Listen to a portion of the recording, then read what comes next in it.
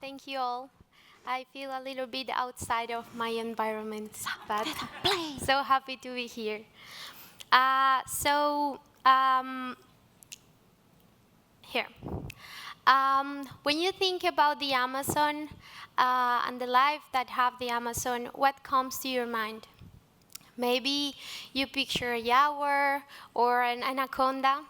Uh, all these beings are extraordinary. They remind us of Amazon richness and mystery.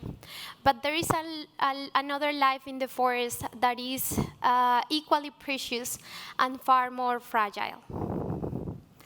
Indigenous cultures are disappearing even faster than the forest itself.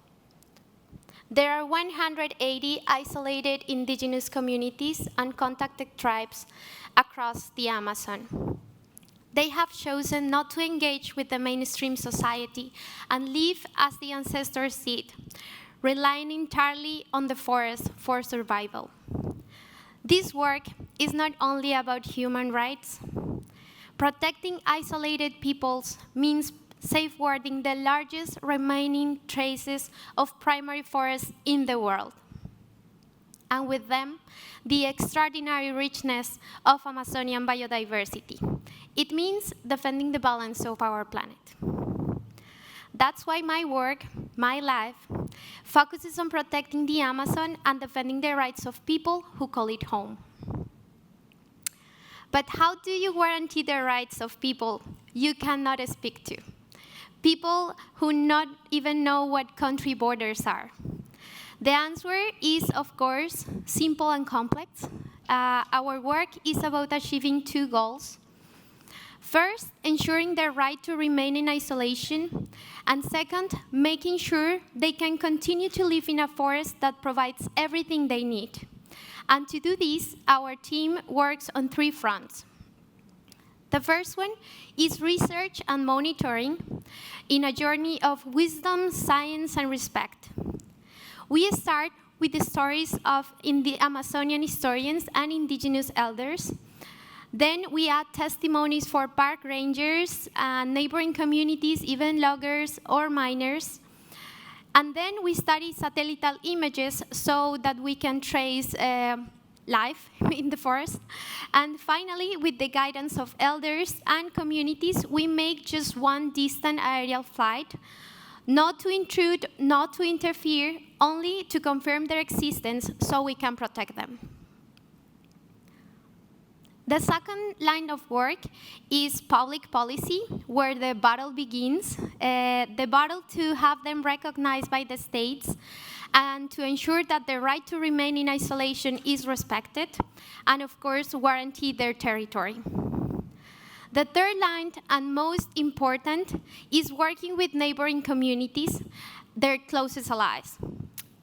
We teach them how to do monitoring the threats, and we work with local schools so kids can know about them, and we work with elders so they can continue practicing their traditional practices.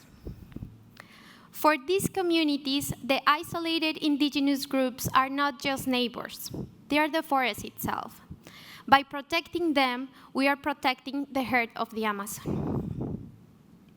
Here is where Rising Wildlife Leaders program has been transformative. Working in the Amazon, most of the time, is a little bit overwhelming. Threats move faster than our solutions, but the program has shown me I am not alone in this fight. I have met colleagues from Amazonian countries that are protecting wildlife, strengthening indigenous governance, building sustainable economies, advancing legal battles for land rights, and their courage inspires me. Through this exchange, I have gained not only knowledge and skills, of course, but also a network of allies. We share solutions, and just as important, we share emotions. The program also makes training possible for people like me, people who spend long periods in the field, often without internet. Its flexibility allows us to keep learning while staying engaged in the forest. And on a personal level, Rising Wildlife Leaders has supported me through my greatest adventure yet, motherhood. 2 months after being accepted, my partner and I discovered we were expecting a baby.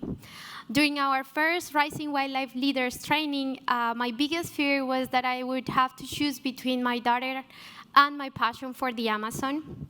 But through this program, I realized I could do both. Through my colleagues, I found real-life examples of Amazonian parents who raise their children while protecting the forest. Today, my daughter Anna is 4 months old. Thank you.